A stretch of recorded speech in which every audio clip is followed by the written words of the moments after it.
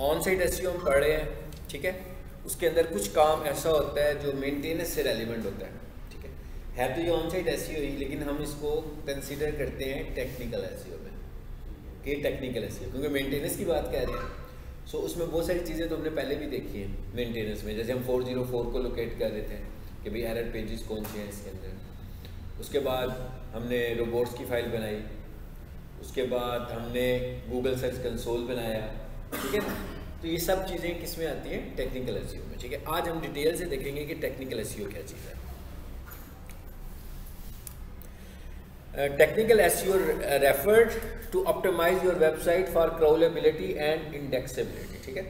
यानी कि इसका मतलब ये है कि हम अपनी वेबसाइट को टेक्निकल एसईओ में इस काबिल बनाते हैं कि हमारी वेबसाइट क्राउल भी हो सके और इंडेक्स भी हो सके। ये बात मैंने काफ़ी दफ़ा की है आप लोगों से वैसे भी, कि पहले वेबसाइट क्राउल होगी फिर इंडेक्स होगी। अगर हम मेजर फैक्टर्स फॉलो कर रहे होंगे तो क्राउल होगी, अगर क्राउल होगी तो इंडेक्स होगी, अगर क्राउल नहीं होती तो इंडेक्स भी नहीं हो सकती, ठीक है ना। अब इसके जो मेजर फैक्टर्स हैं वो कौन कौन से हैं जी। अब हम ये कह रहे हैं कि इसके टेक्निकल एसईओ के मेजर फैक्टर्स कौन से हैं और क्राउल और इंडेक्सिंग करवाने के मेजर फैक्टर कौन से हैं जी। Number 1, site architecture. Site architecture का क्या मतलब है कि हमारी वेबसाइट का डिज़ाइन कैसा होगा, यूज़र फ्रेंडली होना चाहिए और ऐसा होना चाहिए कि जो हम मैसेज देना चाहते हैं वो सारे का सारा मैसेज हमारी वेबसाइट से नज़र आ रहा है, ठीक है। साइट आर्किटेक्चर, जैसे मैंने आपको एक वेबसाइट दी हुई है तो आप देख रहे हो कि एक स्टैंडर्ड साइट आर्किटेक्चर होता है जिसमें आप स्लाइडर को शामिल ना करें, ठीक है। स्लाइडर के बगैर हम बात करें अगर तो मेन्यू होता है, यूज़र फ्रेंडली होता है यानी रिस्पॉन्सिव होता है कि मोबाइल पे खुले तो मोबाइल की तरह खुलेगी, एप्लीकेशन की तरह खुलेगी, और डेस्कटॉप पे खुलेगी तो ठीक है ना, वेबसाइट मेन्यू नज़र आ रही होगी हमें। अच्छा, उसके बाद नंबर 2, उसके बाद साइट आर्किटेक्चर में और क्या चीज़ आ जाती है। साइट आर्किटेक्चर में आ जाती है कि भाई लिंक्स कैसे यूज़ करने हैं, कितने लिंक्स होने चाहिए, कंटेंट कितना बड़ा होना चाहिए, हेडिंग स्टाइल्स कैसे इस्तेमाल करने हैं, ये सारी बातें हमने डिस्कस की हैं। तो उसके बाद आगे क्या चीज़ आ जाती है जी, XML साइट मैप, ये भी हमने पढ़ लिया। साइट मैप सबमिट करना, साइट मैप जनरेट करना, साइट मैप को वेबसाइट पर अपलोड करना, साइट मैप को गूगल सर्च कंसोल में सबमिट करना। और साइट मैप क्या है, बिल्कुल ऐसे ही है जैसे आप में से कोई मेरे घर आना चाहता हो तो मैं गूगल से उसको एड्रेस सेंड कर दूंगा ना, बिल्कुल इसी तरह हम ये आप समझ लो क्राउलर को हम एड्रेस सेंड कर रहे हैं पूरी अपनी वेबसाइट, यानी पूरी वेबसाइट उसको समझा देते हैं कि भाई हमारी ये वेबसाइट है। और साइट मैप किस चीज़ को रेफर कर रहा होता है, आपके वेबसाइट के स्ट्रक्चर को, यानी कि भाई ये स्ट्रक्चर है, ये 4 मेन्यूज हैं, इन मेन्यूज के अंदर ये चीज़ें पड़ी हुई हैं, इधर जाना होगा तो आपने इस जगह पे जाना। अब इसका फ़ायदा क्या है, क्राउलर को क्या फ़ायदा है, क्राउलर को ये फ़ायदा है कि जब उसने क्राउल के लिए आना है आपकी वेबसाइट के ऊपर तो उसे सब चीज़ों का पहले से ही पता होता है कि भाई इसका स्ट्रक्चर कैसा है। अदरवाइज़ क्या होगा, उसको मजीद एफर्ट करनी पड़ेगी पहले आपकी साइट पे आके चेक करने के लिए कि भाई इसका स्ट्रक्चर कैसा है। तो जब उसको ये चेक करना पड़ेगा तो उसका टाइम भी लगेगा। और मैंने आपसे कहा था कि रोबोट जब पढ़ा रहा था तो मैंने आपको बताया था कि क्राउलर जो होता है उसका क्राउल बजट होता है, यानी कि क्राउल टाइम होता है।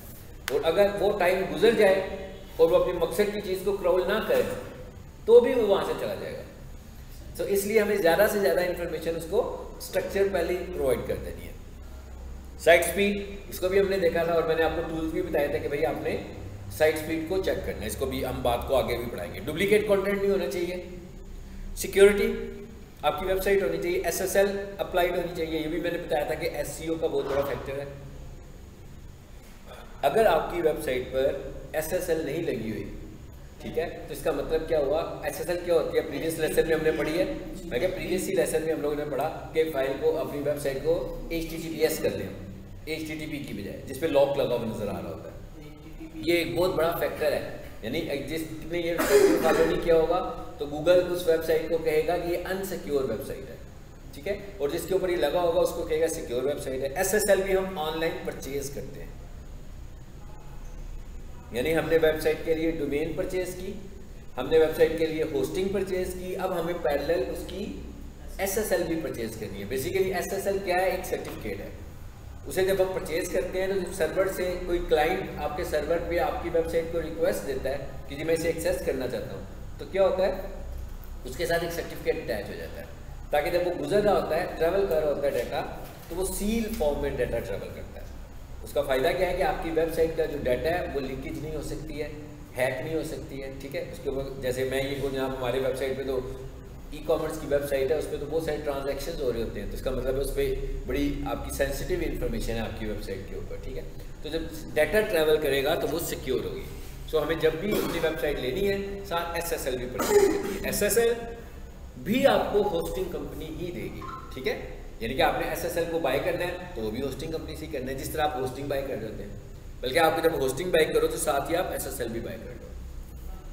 ये जो चीज़ें हम पढ़ रहे हैं ये सब के सब हम SEO फैक्टर्स पढ़ रहे हैं, टेक्निकल SEO के फैक्टर्स पढ़ रहे हैं। अच्छा, उसके बाद क्या आ गया जी, यूज़र एक्सपीरियंस, कि आपकी वेबसाइट का यूज़र एक्सपीरियंस अच्छा होना चाहिए, ठीक है ना। अब यूज़र एक्सपीरियंस का मतलब क्या है कि भाई आपकी वेबसाइट खुलनी स्पीड से चाहिए, नंबर 1 सबसे पहला तो यूज़र एक्सपीरियंस यही है। नंबर 2 यूज़र एक्सपीरियंस क्या है कि आपकी वेबसाइट के ऊपर जो कंटेंट है वो स्टेबल होना चाहिए। यानी ऐसा ना हो कि आपकी वेबसाइट खुले, कभी कोई चीज़ आ रही है, कभी कोई चीज़ जा रही है और कुछ टाइम लग जाता है उन्हें स्टेबल होने में। सो इसका मतलब क्या हुआ कि यूज़र एक्सपीरियंस अच्छा नहीं है। और इसका जो स्टैंडर्ड है वो मोबाइल है, यानी उसने आपका यूज़र एक्सपीरियंस कहाँ से देखना है, मोबाइल से देखना है। और मोबाइल के स्टैंडर्ड की बेस पर ही उसने आपको डेस्कटॉप पे मार्किंग करनी है आपकी। सो अगर आपका यूज़र एक्सपीरियंस मोबाइल पे अच्छा नहीं होगा तो भी आपकी वेबसाइट क्रॉल नहीं होगी, ठीक है। अब ये जो चीज़ें हमें पता लग रही हैं, जैसे यूज़र एक्सपीरियंस हमें पता लग रहा है, जो हमने सर्च कंसोल बनाया है उसके अंदर हमें पता लग रहा है। सर्च कंसोल में जाएंगे तो हमें यूज़र एक्सपीरियंस का वहाँ से पता लगेगा, ठीक है। मैंने दिखाया भी था आपको चीज़ें सारी। अच्छा जी, उसके बाद क्या आ गया जी, अब हमने जब कहा कि यूज़र एक्सपीरियंस, पेज एक्सपीरियंस से मुराद क्या, सो अब ये देख रहे हैं ये क्या चीज़ आ रही है, ये उस वेबसाइट से हमें चीज़ें नज़र आएंगी जहाँ से हम स्पीड चेक करते हैं, हाँ। तो एक लिखा हुआ है LCP, एक लिखा हुआ आ रहा है FID और एक लिखा हुआ है CLS। ये 3 स्टैंडर्ड्स हैं जो आपकी वेबसाइट के यूज़र एक्सपीरियंस को मेजर करते हैं, ठीक है। और हमें ये देखना है कि इन 3 स्टैंडर्ड्स पर हमारी वेबसाइट कहाँ पे फॉल करती है। नंबर 1 पहला क्या है जी, LCP। LCP का क्या मतलब होता है, लार्जेस्ट कंटेंटफुल पेंट, ठीक है। अब ये क्या चीज़ है, लार्जेस्ट कंटेंट, आपकी वेबसाइट है, इसके अंदर मैंने एक और फाइल भी लगाई है, वो देखिए सर जी, लार्जेस्ट कंटेंटफुल पेंट। अब ये आप समझ लो ये मोबाइल के ऊपर मैं अपनी वेबसाइट को व्यू कर रहा हूँ, हाँ, और हमें कुछ हिस्सा नजर आ रहा है अपनी वेबसाइट का,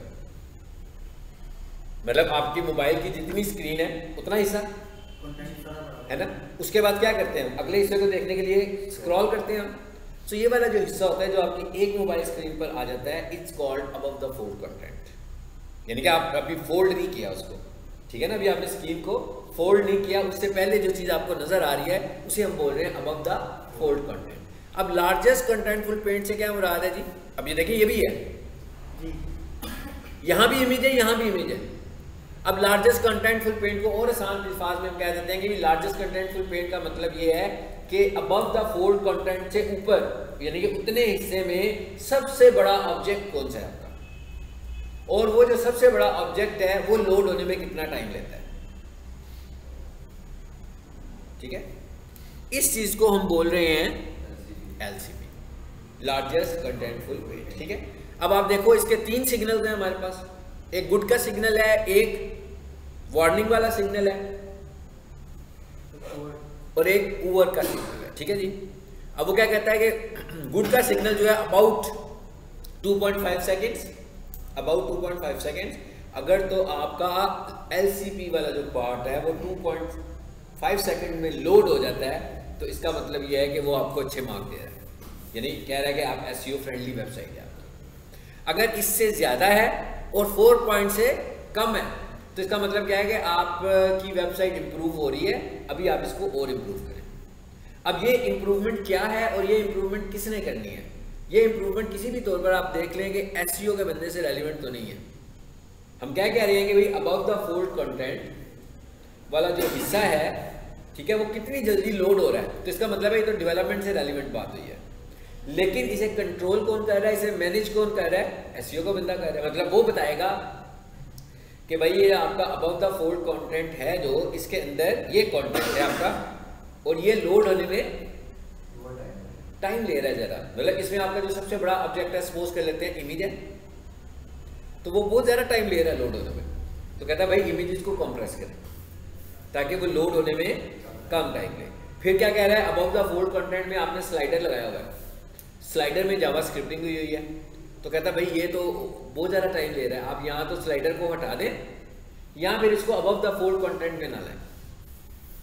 ठीक है, अगर आपको स्लाइडर लाना बहुत ही जरूरी है तो अबव द फोल्ड कंटेंट से नीचे ले जाओ उसको, क्योंकि उससे आपकी स्पीड मुतासिर नहीं हो सकती। ठीक है, समझ आ गई? अच्छा जी, उसके बाद क्या आ रहा है, first input delay. First input delay का क्या मतलब है, कहता है जो आपका पार्ट है, जो सबसे बड़ा आपका ऑब्जेक्ट है, फर्स्ट इनपुट डिले यानी कि उसको स्क्रीन पे आने में कितना टाइम लग रहा है। अब तो ये कहा ना हमने बड़ा कौन सा है, पहले ये कहा बड़ा कौन सा है, अब हम ये कह रहे हैं स्क्रीन पे जो बड़ा ऑब्जेक्ट है वो कितनी देर में आ जाता है। ठीक है, उसके लिए वो क्या टाइम दे रहा है आपको, 100 मिली सेकेंड्स, और क्या कह रहा है जो 300 मिली सेकेंड तक ठीक है, इससे ऊपर जाएगा तो पुअर में हो जाएगा। अब हमने ये it is called SEO audit. मैं कह ये है, आपने जब किसी की वेबसाइट का प्रोजेक्ट पकड़ना है तो सबसे पहले आपने उसका एसईओ ऑडिट करना है।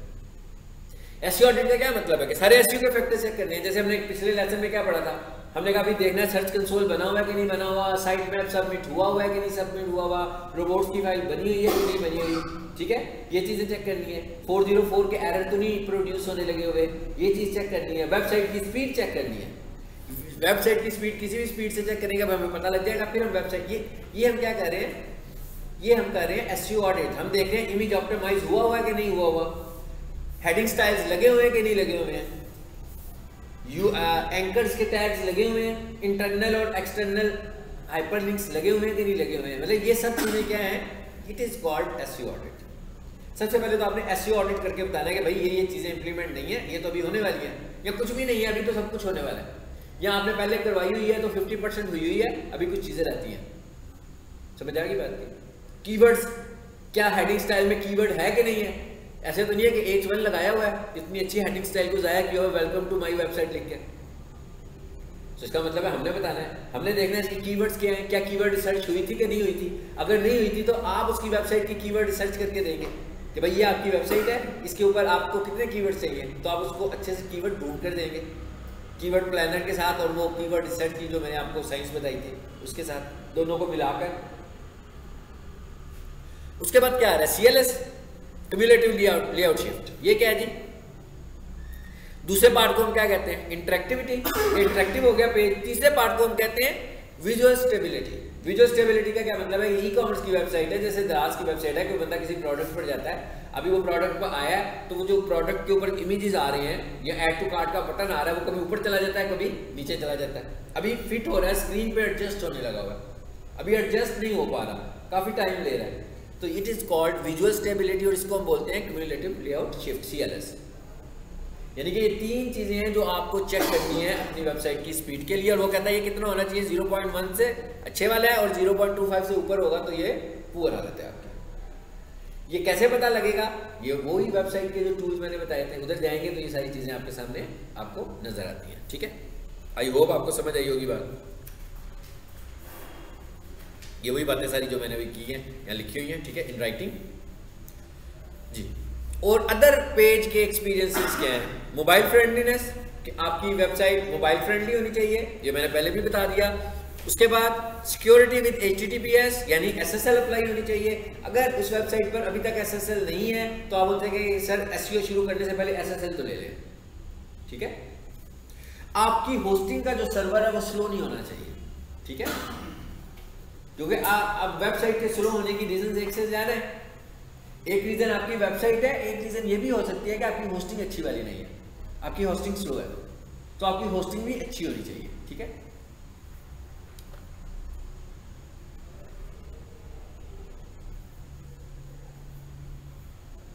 उसके बाद कहता है क्या, check your website for crawl errors. ये जो क्राउल एरर्स चेक होंगे ये भी कहां पे चेक होंगे, ये भी गूगल सर्च कंसोल में नजर आ रहे होंगे। ठीक है, इसीलिए सर्च कंसोल बनाना है, जो हम कहते हैं ना वेबसाइट को प्रूव कराएं, सब चीजें वहां पे मिलेंगी हमें। और नीचे आए, ब्रोकन लिंक्स, ये कल किया था हमने।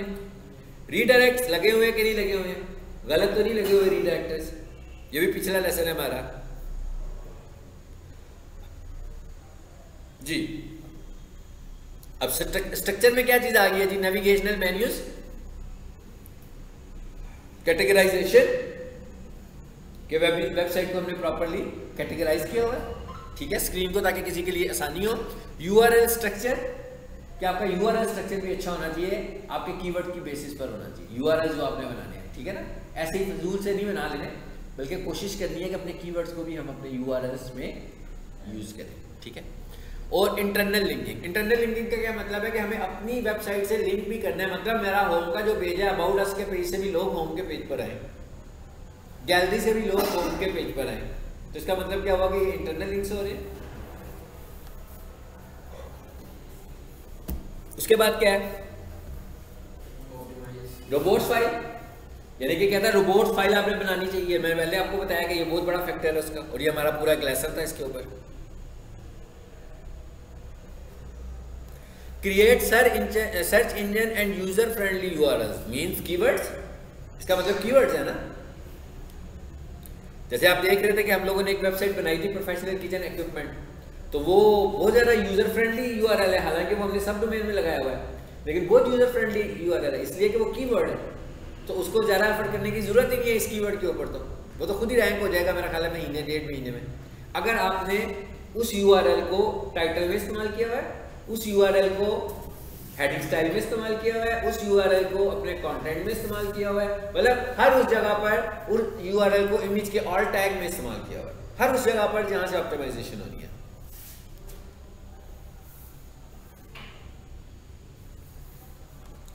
अच्छा, अब आगे बात किसकी, जब हमने बात की यूआरएल की, तो यूआरएल तो उधर तो रख लिया हमने यूआरएल, इधर क्या है, इधर तो इसने यूआरएल बनाए होते हैं और यहाँ पर स्लग का ऑप्शन आता है, ठीक है, यानी कि वो जो यूआरएल नेमिंग है वो किस तरह हो रही है, इसमें स्लग। आप किसी भी पोस्ट को खोलोगे उसके ऊपर ही स्लग लिखा होगा, हमने सिर्फ उसका नाम चेंज कर देना है।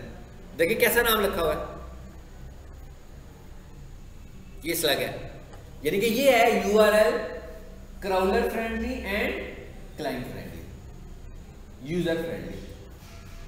क्या है ये, मतलब एक बंदा जो है how to redirect a WordPress site, वो ये उसका क्यूरी है, तो उन्होंने क्या किया, उसका स्लग ही ये बना दिया, यानी कि उसका यूआरएल ही इस तरह का बना दिया हुआ है।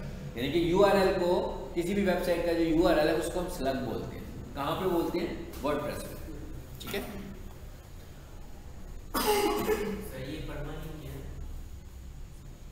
जी, ये परमालिंक्स इनको ही बोलते हैं ना, बेसिकली तो ये पेज तो नहीं था ना, ये तो हमने खुद कर दिया ना ये, ठीक है। परमालिंक्स में जाकर ये चेंज होते हैं, ठीक है।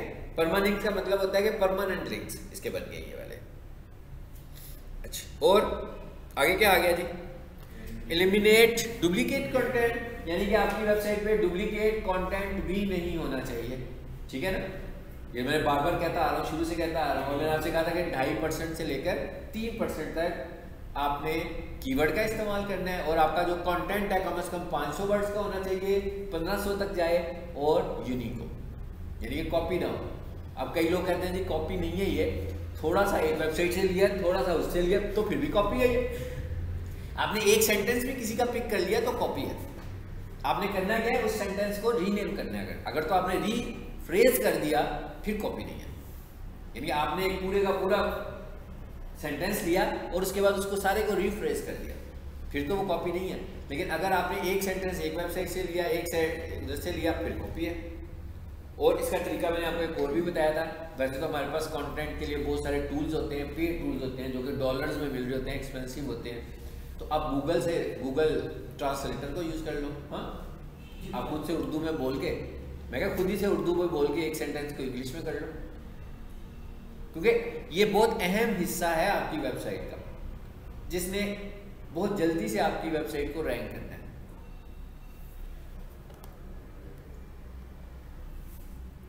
ठीक हो गया, ये सारी चीजें बाकी हमने कर ली हुई हैं। कैनोनिकल बताया था ना, ये भी उसी का हिस्सा, टेक्निकल एसईओ का पार्ट होता है। सो ये आज हमने सारा कवर किया टेक्निकल एसईओ का, जो कि हम काफी दिनों से पढ़ते भी आ रहे थे मुख्तलिफ चीजें, और अदर जो फैक्टर्स है आज हमने उनको भी देख लिया। और जो वेबसाइट से रेलिवेंट इश्यूज हैं वो तो हम लाजमी बात है किसको बताएंगे, डेवलपर को बताएंगे, ठीक है ना। और जो मैंने आपको बताया कि मोबाइल के ऊपर जो फर्स्ट स्क्रीन आती है उस हिस्से को क्या बोलते हैं हम, किसी भी वेबसाइट को जब हम खोलते हैं, मैंने वेबसाइट खोली है, ये वेबसाइट खुल गई है मेरे सामने, ठीक है। अब मैं यूं करता हूं तो नीचे वाला हिस्सा आता है, तो इसका मतलब क्या है कि जो पहली स्क्रीन थी वो कहलाता है above the fold content. Basically उसने आपकी वेबसाइट की speed above the fold content से ही बनानी है, यानी कि पूरी वेबसाइट से उसने आपकी स्पीड, क्योंकि बाकी की वेबसाइट तो लोड होती रहेगी, बाकी की वेबसाइट तो लोड होती रहेगी आपके पास। अच्छा एक चीज और देखें जरा इधर, ये तो हो गया ना अबव द फोल्ड कंटेंट वाला, यहाँ पर एक चीज और है, नीचे आए, वो क्या है जी, ये क्या है। अब मिसाल के तौर पर एक चीज और है, जैसे मैंने आपसे कहा होस्टिंग आपकी वेबसाइट को स्लो करेगी, अब एक चीज और भी है जो आपकी वेबसाइट को स्लो करेगी, और वो क्या है, फ़ॉन्ट्स, ठीक है ना। वो भी इसको उलझाई रखेंगे, अभी स्टैटिक नहीं होने देंगे कि रुक जाए आपकी वेबसाइट। मिसाल के तौर पर आपने एक बड़ा स्टाइलिश सा फ़ॉन्ट लगाया, और जो आपका यूजर है जिसने वेबसाइट खोली उसके बाद वो फ़ॉन्ट इंस्टॉल ही नहीं है उसकी विंडो में, तो अब क्या होगा, उसके लोड होने से पहले उसने इंस्टॉल होना है, और हर यूजर पे ऐसे ही करेगा वो, तो मतलब क्या हुआ, स्पीड बढ़ गई उसकी, फिर स्पीड लेना, उसने टाइम लेना शुरू कर दिया, क्योंकि डाउनलोड होगा तो चलेगा ना। तो इसका सोल्यूशन क्या है कि भाई जहां पर आपने फ़ॉन्ट यूज किया है आप यूं करें, वहां पर सिस्टम फ़ॉन्ट यूज करें पहले, ठीक है। अब हम क्या कह रहे हैं, देखिए ये एक लाइन है जहां पर हमने फ़ॉन्ट यूज किए होंगे, हमें सिर्फ उसको बतानी है, डेवलपर को कहना है कि भाई ये लाइन जो है ना अपनी फ़ॉन्ट की फ़ॉन्ट्स में ऐड कर दो।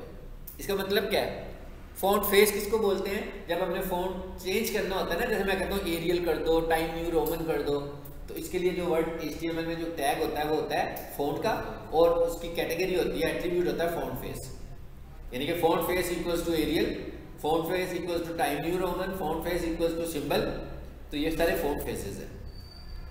देखिए जैसे मैंने लिखा font face equals to open sans regular, ये क्या चीज़ है जी, ये वो सिस्टम फ़ॉन्ट है जो विंडो में होता है। उसके बाद उसने क्या किया, font size equals to 14 pixel, इसका साइज इतना कर दो, और फ़ॉन्ट डिस्प्ले कॉलन स्वैप, इसका क्या मतलब है, इसका ये मतलब है कि जब वो डाउनलोड हो जाए तो स्वैप कर देना, यानी उस डाउनलोडेड फ़ॉन्ट को ले आना। तो इस टाइम में हमारा स्पीड का इशू हल हो गया, समझ आ गई ना बात की। यानी उसने कहा कि पहले क्या करो, जैसे ही वेबसाइट लोड हो सिस्टम से फ़ॉन्ट पिक करो और वेबसाइट दिखा दो, बैकग्राउंड में क्या हो रहा है, फ़ॉन्ट डाउनलोड होना शुरू हो गया, जैसे ही फ़ॉन्ट डाउनलोड होगा तो हमने कहा कि उसे स्वैप कर दो, ठीक है। अच्छा उसके बाद नीचे देखें जरा, अगर यही मसला हो वर्डप्रेस में, मतलब यही वाला इशू अपने वर्डप्रेस में भी करना हो तो चाहे तो कोड से भी कर सकते हैं, लेकिन इससे ज़्यादा बेहतर तरीका क्या है, प्लगइन इंस्टॉल कर लें।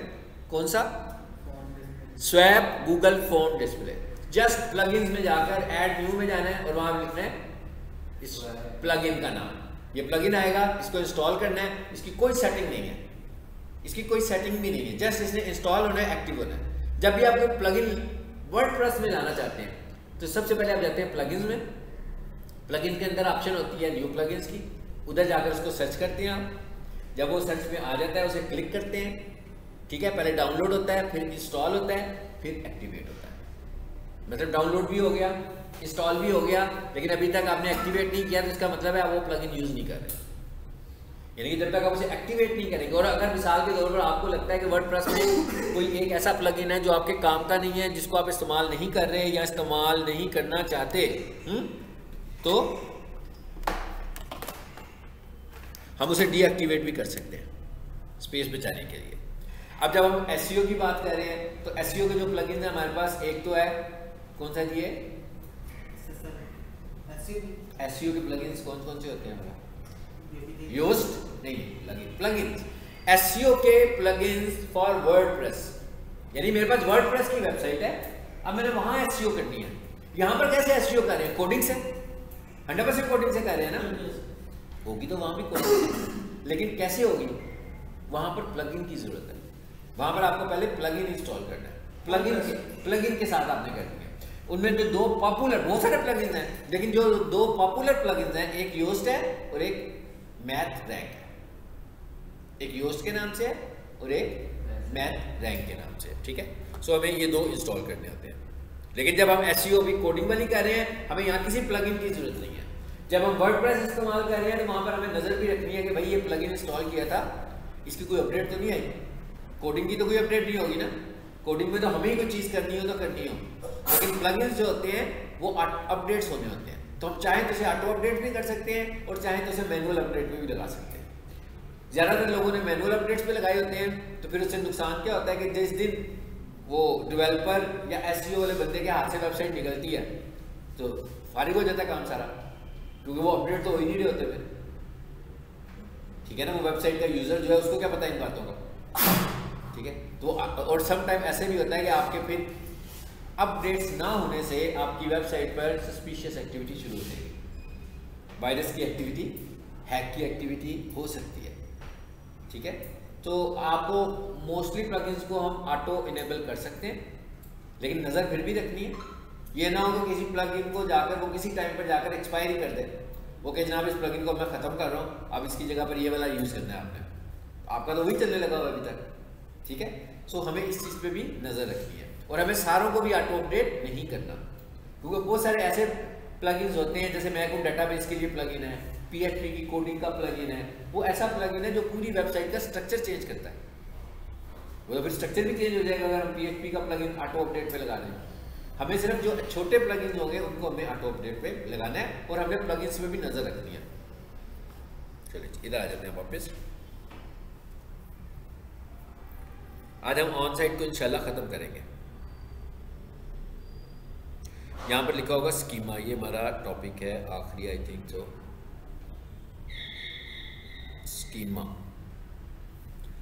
स्कीमा कीवर्ड्स, लिंक जूस, किसी को नज़र आ रहा है स्कीमा लिखा हुआ यहाँ है तो सही, शुरू से देखते हैं जी। Facebook sizes, Facebook digital, Google keywords, on site, यहाँ स्कीमा लिख लें, SCHEMA।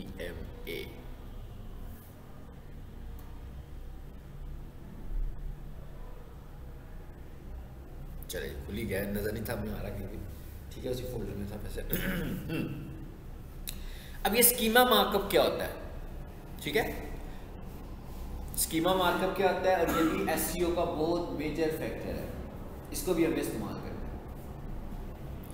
Schema markup found at schema.org, यानी कि उन्होंने कहा इसे इंट्रोड्यूस किसने कराया हुआ है, जो वेबसाइट है उसका नाम है schema.org, ठीक है। A form of micro data, micro data का क्या मतलब होता है, मुख्तसर डाटा। अगर मैं अपनी पूरी वेबसाइट में देखूं, मेरी वेबसाइट में माइक्रो डाटा कौन सा है, तो हेड के पोर्शन में जो हम डाटा लिखते हैं वो सब माइक्रो डाटा है। मतलब आपकी वेबसाइट का टाइटल माइक्रो डाटा है, आप मेटा टैग लगा रहे हो डिस्क्रिप्शन का, माइक्रो डाटा है, आप कैनोनिकल लगा रहे हो, माइक्रो डाटा है, यानी कि हेड के पोर्शन में जो चीजें आप यूज कर रहे हो वो माइक्रो डाटा है, और जो बॉडी में यूज कर रहे हो वो प्राइमरी डाटा है आपका, जो वेबसाइट पे दिखने लगा हुआ है, ठीक है। Once added to a web page, schema markup creates an enhanced description. तो क्या कहते हैं जी, वो एक enhanced description बनाएगी जिसे हम बोलते हैं rich snippet which appears in search results। इसका मतलब क्या है, इसका मतलब यह कहता है कि वो छोटी छोटी मुख्तसर इंफॉर्मेशन आपकी वेबसाइट की अटैच कर देगा। मिसाल के तौर पर क्या अटैच कर सकता है वो आपकी इंफॉर्मेशन, हमारे सोशल मीडिया के पेजेस, हमारा अबाउट अस, हमारा बिजनेस, यानी कि वो करेगा क्या, आपकी वेबसाइट के साथ और चीज़ें भी ऐड कर देगा। ज़रा इसकी तस्वीर देखें तो आपको अंदाज़ा होगा, देखें ज़रा कितनी सारी चीज़ें ऐड हुई हैं यहाँ वेबसाइट के साथ। फिर क्या करेगा, आपकी वेबसाइट है, आपकी वेबसाइट का जो सोशल मीडिया है उसको भी दिखाएगा साथ, यानी हमने तो URL लिखा ना, तो URL के साथ जब हम ड्रैग करेंगे तो हमारे आगे से सोशल मीडिया के पेजेस भी आना शुरू हो जाएंगे। यानी कर क्या रहे हैं हम बेसिकली, हम और स्कीमा में ये भी बताएंगे कि हमारी वेबसाइट है क्या, ये भी हम क्रोलर को बता रहे हैं। यानी मैं उसको ये भी बताऊंगा कि मेरी वेबसाइट क्या है, मतलब आर्टिकल टाइप की है कि स्टोर है, कोई ऑनलाइन स्टोर है, इससे भी इंफॉर्मेशन इसको मिल जाएगी आपकी वेबसाइट के मतलब, ठीक है। अच्छा, schema markup code also called semantic vocabulary. Semantic vocabulary का मतलब क्या होता है, सिमेंटिक वोकैबुलरी ये होती है कि जैसे मैं अभी लिखता हूँ ना कि कंप्यूटर कोर्सेज, ठीक है, तो अगर मैं इसको सिमेंटिकली कहूँ तो मैं ये, अगर मैं लिखूँ ना एक्सेल कोर्स, तो ये इसकी सिमेंटिक मीनिंग है। अगर मैं कहूँ ग्राफिक कोर्स, क्योंकि कंप्यूटर कोर्स की बात हुई ना, मीनिंग सेम है ना, तो हम एक कीवर्ड को बार बार यूज तो नहीं कर सकते। उसने कहा भाई 2.5%, लेकिन हम मीनिंग में जाकर जितना दफा मर्जी, यानी कीवर्ड मेरा क्या है, कंप्यूटर कोर्स, लेकिन अगर मैं ये लिखूंगा एक्सेल कोर्स तो ये कीवर्ड यूज नहीं हो रहा। अगर मैं लिखूं कंप्यूटर ग्राफिक्स कोर्स तो ये भी नहीं हो रहा। अगर मैं लिखूं डिजिटल मार्केटिंग ट्रेनिंग ये भी नहीं हो रहा, लेकिन मीनिंग सेम है, कंप्यूटर कोर्स की कैटेगरी में आ रहा है ना सब कुछ। तो this one is called semantic vocabulary, ठीक है। यानी कि आप यूं समझ लो कि हम मानी अल्फाज जो होते हैं जैसे, ठीक है। The micro data help search engines better understand your content. यानी इसका क्या मतलब हुआ, कहता है माइक्रो डाटा लिखने से क्या फायदा होता है कि सर्च इंजन को ज्यादा अच्छी अंडरस्टैंडिंग मिलती है आपकी वेबसाइट। यानी आप समझ लो कि आपने वेबसाइट की एक समरी बनाकर दे दी है। अभी अब मैं बनाऊंगा तो आपको पता लग जाएगा कि समरी कर रहे हो वेबसाइट की बेसिकली, ठीक है। हाँ जी, स्कीमा हेल्प करता है एसईओ को, बिल्कुल हेल्प करता है, बहुत अहम फैक्टर है एसईओ का, ठीक है। अब हमें ये देखना है कि क्या, पहले ये देखना है कि स्कीमा बना हुआ है वेबसाइट का, और फिर अगर नहीं बना हुआ तो हमें बनाना कैसे है, ठीक है। नहीं, दो काम है ना हमारे। तो सबसे पहले तो ये लिंक आ रहा है मेरे पास एक, मैं इस पर क्लिक करता हूं, अलाउ करते हैं और मुख्तलिफ वेबसाइट्स को जाकर देखते हैं।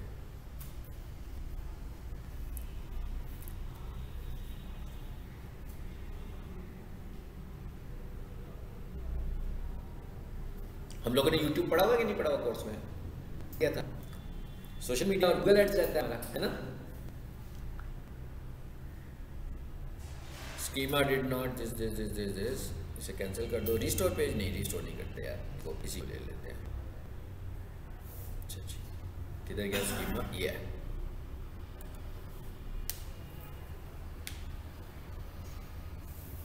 खुल गया जी। क्या कह रहा है, वेबसाइट बता दो मुझे।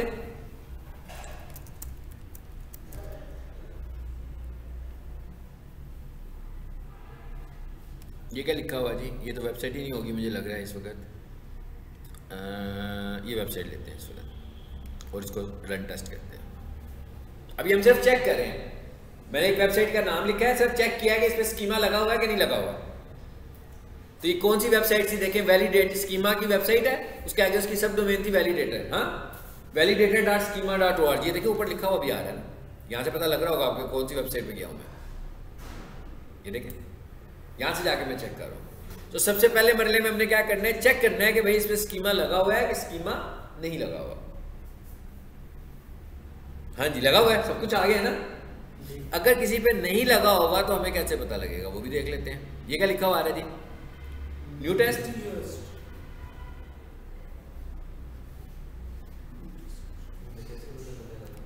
अच्छा, ये कोड आ रहा है ना, ये देखो जरा, हमें कैसे पता लगे। एक तो ये कोड है और ये डिटेल आ रही है, देखो क्या कहता है, ये वेब पेज है, ये प्रोडक्ट है, और ये सारा कोड जो है ये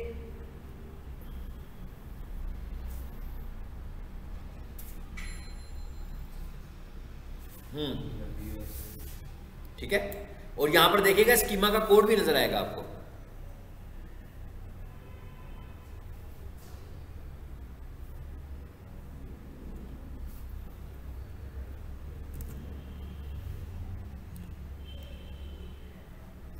फाइंड में गया हूं मैं कि नहीं गया,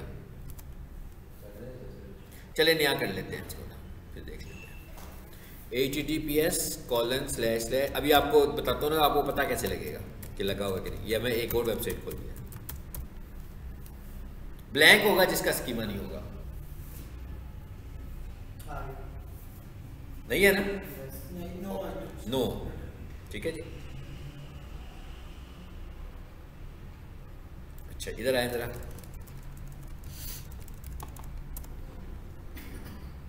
पहले कौन सी खोली थी हमने, मुगल स्ट्रीट खोली थी हमने, ठीक है। अब हम लिखते हैं जी stars.edu.pk, इस वेबसाइट का देखते हैं क्या हालात है।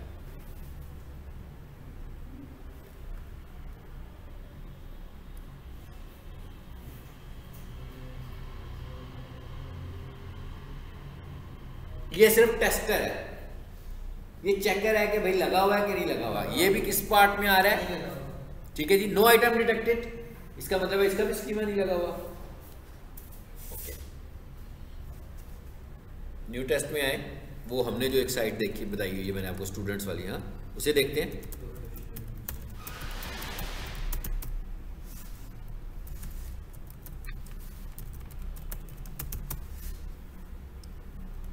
KIT, चलो इसको देख लेते हैं कि बच्चों ने इस पे लगाया था कि नहीं। ओह तो खोला ही नहीं इसने। हाँ, there was an error validating, गलती तो नहीं स्पेलिंग में है ये, प्रोफेशनल।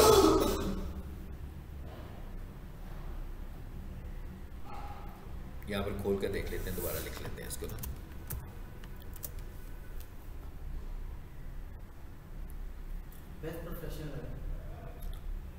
नहीं वो तो टाइटल है ना, URL तो बेस्ट नहीं है। URL तो खुल गया ना ये, ठीक है। फिर न्यू टेस्ट पे आए और यहाँ लाके इसको पेस्ट करते हैं। तो स्लैश लगा, अच्छा कौन सा स्लैश? इसमें स्लैश पहले लेवल नहीं लगा था, इसमें लगा और फिर भी ओपन हुआ।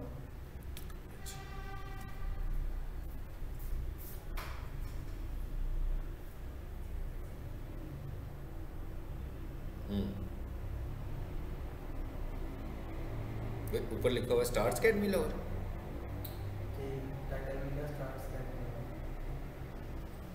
ये कुछ और खोल रहा है उस टाइम। वो पुराने वाला ही दिखा रहा है, नया नहीं आया। मैं क्या नया नहीं आया अभी ना, पुराने को ही दिखा रहा है। अच्छा कोई और वेबसाइट एक आधी और देख लेते हैं। बहरहाल ये आपको मैंने बताया कि आपने चेक किस तरह करनी है।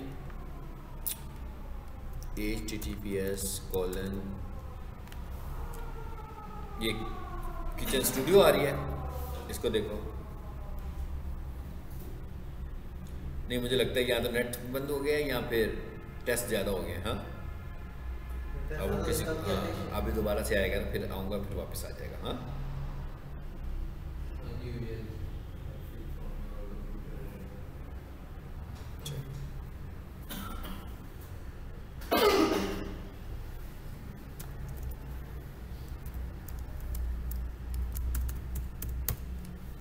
चलो जियो की वेबसाइट का देख लेते हैं, लगा हुआ है कि नहीं लगा हुआ। हाँ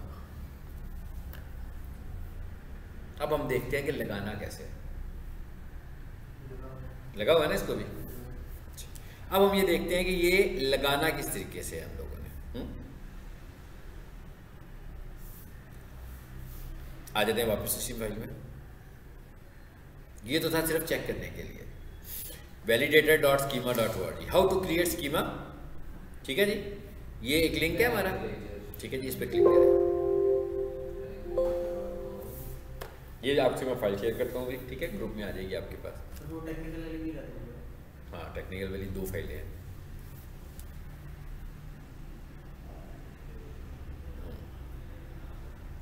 जी देखें जरा आगे क्या कहता है। Which schema would you should like to create. कहते हैं आप कौन सा स्कीमा बनाना चाह रहे हैं। स्कीमा का मतलब क्या है कि भाई आपकी जो वेबसाइट है वो आर्टिकल टाइप की है। ये बता रहा है कि आपकी वेबसाइट की टाइप क्या है। मिसाल के तौर पर जैसे मैं कहूँ स्टार्स अकेडमी है तो मैं कहूँगा एजुकेशनल वेबसाइट है। जैसे मैं कहूँ कि कोई स्टोर है, ठीक है, लोकल बिजनेस, ठीक है ना, लोकल बिजनेस में आ जाएगा, FAQs आ जाएंगे, हाउ टू आ जाएगी, जैसे मैं आर्टिकल्स लिखने लगा हूँ। अच्छा प्रोडक्ट्स जिसमें सेलिंग हो रही है, रिव्यूज़ भी देते हैं लोग, रेसिपीज़ की वेबसाइट है, वीडियो की वेबसाइट है, मतलब मेरी किस तरह की वेबसाइट है उसको मैं यहाँ से चूज़ करूँगा। ठीक है, फॉर एग्जांपल हम कहते हैं स्टार्स एंटी टेस्ट का हम बनाने लगे हैं, तो हमने कहा कि ये ऑर्गेनाइजेशन है, एक ऑर्गेनाइजेशन की कैटेगरी भी आ रही है और लोकल बिजनेस की भी आ रही है, चलिए हम कहते हैं ऑर्गेनाइजेशन है। अब वो देखो राइट साइड पे कोड जनरेट होना शुरू हो गया उसका, हो गया ना। ठीक है, अब वो क्या कहता है जी ऑर्गेनाइजेशन है, तो कैसी ऑर्गेनाइजेशन है मैंने चूज किया, एक एजुकेशनल ऑर्गेनाइजेशन है। ठीक है, अच्छा उसके बाद क्या कहता है मोर स्पेसिफिक ऑर्गेनाइजेशन टाइप। क्या कहता है जी, क्या है ये, कहता है और ज़्यादा डिटेल से हमें बताएंगे क्या चीज़ है ये। हाई स्कूल है, मिडिल स्कूल है, प्री स्कूल है, कॉलेज यूनिवर्सिटी है, हम कॉलेज का फॉर एग्जाम्पल हम ये कह देते हैं। अच्छा उसके बाद आगे क्या पूछ रहा है जी नाम, तो हम कह देते हैं स्टार्स अकेडमी लाहौर। अब आपने देखना है उधर सब कुछ बनता जा रहा है, ठीक है ना। अब ये वो इंफॉर्मेशन है जो क्राउलर को देने लगा हुआ है, यानी एक आपकी वेबसाइट की समरी भी बता रहा है, उसकी इंफॉर्मेशन भी दे रहा है कि किस तरह की वेबसाइट है, ताकि उसको उसी कैटेगरीज में रख के सर्च करवाए आपकी वेबसाइट। अच्छा, उसके बाद आगे आ जाए, इधर क्या कहता है जी, यूआरएल क्या है आपकी वेबसाइट का। तो मैं कहता हूँ भाई इसका यूआरएल है https:// हाँ अभी मैं बताता हूँ फिर आगे क्या करना है आपको। जब ये अप्लाई नहीं होगा अभी तो मेरे पास कोड आ जाएगा, मेरे पास कोड आ जाएगा, उसके बाद मैं इसे कॉपी कर लूँगा। ये भी कॉपी कहाँ पर होगा, हेड में होगा, सिंपल, जैसे टाइटल लिखा हुआ है हेड में, जैसे बेटर, जैसे आपने सर ये अब इसका यूआरएल लिखा है, अब जो वेबसाइट जैसे हमारे उधर कुछ नहीं हो रहा अभी, उधर कुछ नहीं हो रहा, इसलिए कि वो तो जब तक हम वेबसाइट के अंदर जाके करेंगे तभी होगा ना। ऐसे तो कोई भी कर सकता है ना, कोई बना भी सकता है, कोई रिमूव भी कर सकता है। ये तो वही करेगा ना जो वेबसाइट का ऑनर होगा, हर कोई बंदा तो नहीं कर सकता। अच्छा जी, आगे क्या लिख देते हैं हम, स्टार्स अकेडमी लिख देते हैं।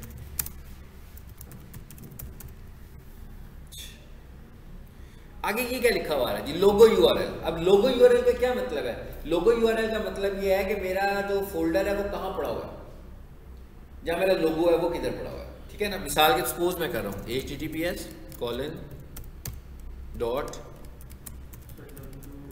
ठीक है, अभी देख लेते हैं, मैं देख के बगैर टाइपिंग कर रहा हूँ, starscollege.edu, ठीक है, सही लिखा गया। आगे क्या लिखा हुआ आ गया, इमेजेस, आगे क्या लिखा हुआ आ गया है, logo.png। समझ आई बात की, यानी ये मैंने क्या बताया कि मैंने अपनी कंपनी का लोगो जो है वो कहाँ रखा हुआ है ऑनलाइन, ताकि वो ऑनलाइन मेरे लोगों को भी चेक करेगा। अच्छा, उसके बाद आगे क्या कह रहा है जी, सोशल प्रोफाइल्स, ऐड प्रोफाइल। यहां से अब हमने क्या करना है, फेसबुक, ट्विटर, लिंक्डइन, जो आपके प्रोफाइल्स हैं सारे के सारे यहाँ पे ऐड कर दें। फॉर एग्जांपल मैं एक ऐड कर देता हूँ अभी फ़िलहाल, तो ये बहरहाल उसका नहीं है, लेकिन जो खुल गया है मैंने कहा इसी को ऐड कर देते हैं। एक हो गई ऐड। सेम इसी तरह आपकी जितनी भी सोशल प्रोफाइल है वो सारी ऐड कर दें। अच्छा, उसके बाद सारे लिंक्स ऐड करें, सारे प्लेटफॉर्म्स के लिंक ऐड करें। ये है जो उसने लिंक करना है इनको, तो जब किसी बंदे ने सर्चिंग करनी है तो आपकी वेबसाइट को दिखाएगा। फिर आप जब आप देखते हैं अक्सर जब आप वेबसाइट देखें तो नीचे फेसबुक पेज आने शुरू हो जाते हैं। तो अगर आपने स्कीमा नहीं बनाया हुआ तो किसी और के आने शुरू हो जाएंगे, और अगर आपने स्कीमा किया होगा तो आपके आने शुरू हो जाएंगे। ऐड कॉन्टैक्ट्स जी, आगे क्या आ गया, अब आपकी कॉन्टैक्ट डिटेल्स वो भी यहाँ पर आपके हेड पोर्शन में जाने लगी है। मिसाल के तौर पर मैं ये क्या लिखा हुआ है, मल्टीपल कॉन्टैक्ट डिटेल्स दे रहा है आपको। मिसाल के तौर पर जी मैं कहता हूँ पहला क्या है, पहला मैंने कहा कस्टमर सर्विस, नंबर कौन सा है जी यहां से चूज कर लेंगे हम। अगर आपके पास टोल फ्री नंबर होगा तो इसे ऑन कर लेंगे। यहां पर सपोज कर लेता हूं, मैं लिख देता हूं 92, लो ये भी लिख दिया। यहां पर मैंने लिख दिया info@starscollege.edu.pk फॉर एग्जाम्पल। एरियाज कि कहता है कहां पर आप सर्व कर रहे हो, हाँ तो मैं यहां से क्या चूज कर लूंगा, पाकिस्तान फॉर एग्जाम्पल।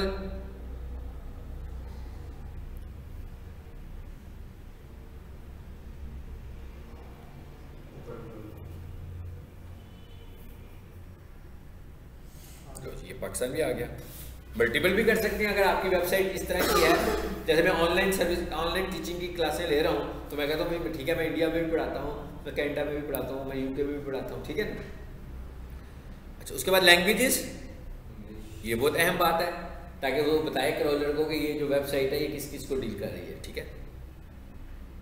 फिर एक ऐड कॉन्टैक्ट, अब एक और इस तरह का ऐड कॉन्टैक्ट कर दूंगा। पहले मैंने कौन सा किया था कि कस्टमर सपोर्ट का, अब मैं देखना कौन सा करने लगा, बिल पेमेंट, सेल्स। मेरी बात समझ में आ गई ना। यानी अब आपने अपने बिजनेस से रेलिवेंट देखना है कि एक ऐड देना है, एक कॉन्टैक्ट इन्फॉर्मेशन देनी है कि मल्टीपल इन्फॉर्मेशन देनी है, ठीक है। तो फिलहाल हम एक काम करते हैं, ये दूसरे वाले को एक तो इसको रिमूव कर देता हूं मैं, ठीक है, और एक इसको रिमूव कर देता हूं। अच्छा सबको नहीं कर दिया, नहीं, ठीक हो गया। अब ये जो कोड आपके पास बन गया है ये कोड है स्कीमा का। आपने क्या करना है, इसे सिंपली कॉपी करना है, वैलिडेट करो। मैंने पहले कॉपी किया,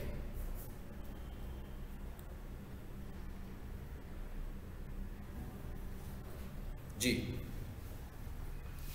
हो गया वैलिडेट। मतलब ये उधर अप्लाई नहीं किया उसने, ये व्यू प्रीव्यू है, आप समझ लो, ठीक है ना, कि आपने जो चीजें लगाई हैं वो ठीक लगी हैं, बस उसने इतना बताया आपको। अब मैंने क्या करना है, इसे कॉपी कर लिया हुआ था। फॉर एग्जाम्पल मैं कहता हूँ भाई ये कोड था मेरी वेबसाइट का, मैं इधर आया जी, पीक में आ गया, पीक में नहीं था ना, चले मैं इधर आ जाता हूँ जी वापस, या मैं कोई वेबसाइट खोल लेता हूँ जो कि मैंने अभी अपलोड बाद में करनी है।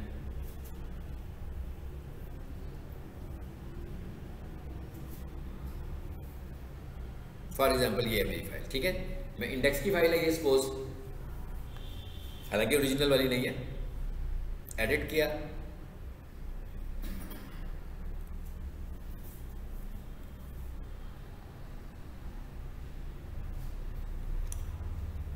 ये हेड सारा, मैं कहीं सारा हेड चल रहा है ना हमारा, ले जी मैं कहता हूँ यहाँ लगा लेता हूँ फिलहाल, कहीं भी हेड पोर्शन में लगाना है, कोई जगह नहीं है इसकी, हाँ, कि उससे पहले लगाना है कि उसके बाद लगाना है। इसकी पहचान क्या है जी, ये पता लग गया, स्क्रिप्ट टाइप, एप्लीकेशन, आगे से सारा कोड उसी का आ रहा है हमारे पास, ठीक है। मैं से मिसाल के तौर पर मैं से सेव भी कर देता हूँ तो समझ लें कि ये अपलोड हो गया। लेकिन अब मैं करूँगा क्या, अगर मेरी ये फाइल लोकल है तो इंडेक्स की फाइल थी, मैंने इसको पहले सेव कर लिया, उसके बाद ऑनलाइन जाकर इस फाइल को अपडेट कर दूंगा उधर, बस अपने सर्वर पर जाकर इसको दोबारा से अपलोड कर दूंगा, तो क्या होगा, रिप्लेस हो जाएगी मेरी फाइल, समझ लें स्कीमा अप्लाई हो गया।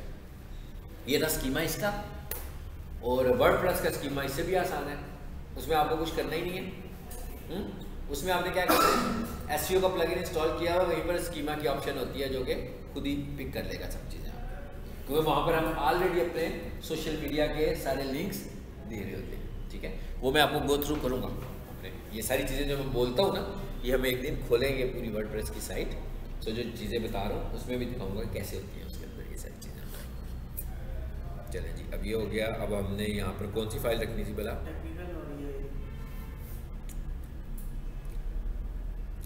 टेक्निकल एसईओ की हमारे पास थी 2 फाइलें।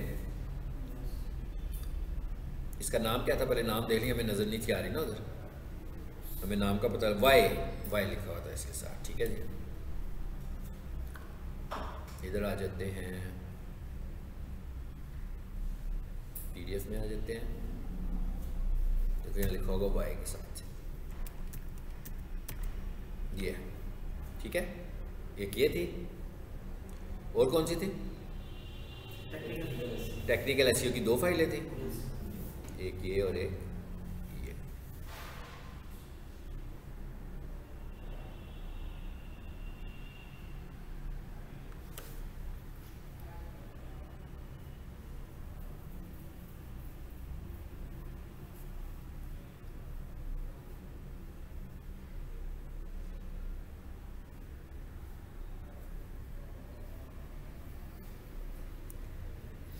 चलें जी, हो गया।